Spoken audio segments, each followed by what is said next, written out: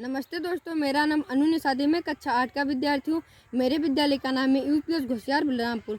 दोस्तों, मैं आज आप सभी को राम मनोहर लोहिया जी का जीवन परिचय सुनाने जा रहा हूँ। राम मनोहर लोहिया जी का जन्म 23 मार्च 1910 ईस्वी को फैजाबाद में हुआ था। उनके पिता का नाम हीरालाल था, जो एक सच्चे राष्ट्रभक्ति थे और वे गांधी जी के अनुयायी थे। जब वे गांधी जी से मिलने जाया करते थे तो राम मनोहर लोहिया जी को भी अपने साथ ले जाया करते थे।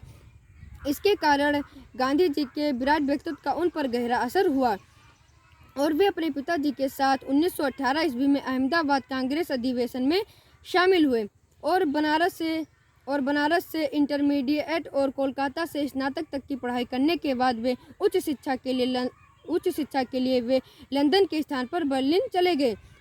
स्वतंत्र भारत की राजनीति और चिंतन धारा पर जिन गिने चुने लोगों का व्यक्तित्व का उन पर गहरा असर हुआ, इनमें राम मनोहर लोहिया और जयप्रकाश नारायण प्रमुख रहे हैं।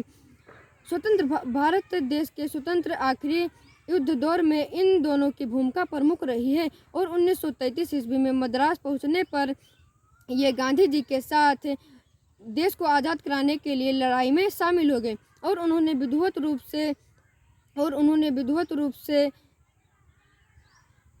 समाजवादी आंदोलन की भावी रूपरेखा पेश की और उस समय कांग्रेस के अध्यक्ष रहने वाले हैं पंडित जवाहरलाल नेहरू, और पंडित जवाहरलाल नेहरू ने राम मनोहर लोहिया जी को कांग्रेस के महासचिव नियुक्त किया है और अगस्त 1942 ईस्वी में गांधी जी भारत छोड़ो आंदोलन का ऐलान किया, जिसमें इन्होंने बढ़ चढ़कर हिस्सा लिया और वे अपने नए शिखरों को छुआ।